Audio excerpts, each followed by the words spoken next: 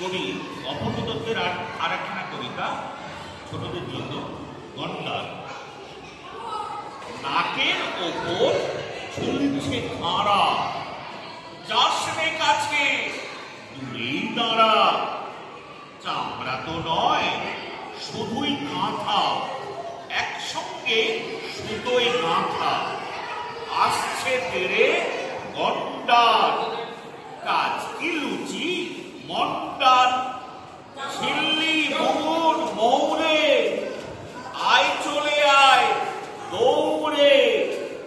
আরেকবার বলছি, নাকের ওপর ঝুলছে খাঁড়া, যাস রে কাছে দূরেই দাঁড়া। চামড়া তো নয় শুধুই কাঁথা, সবই কাঁথা, একসঙ্গে সুতোয় গাঁথা। আসছে তেরে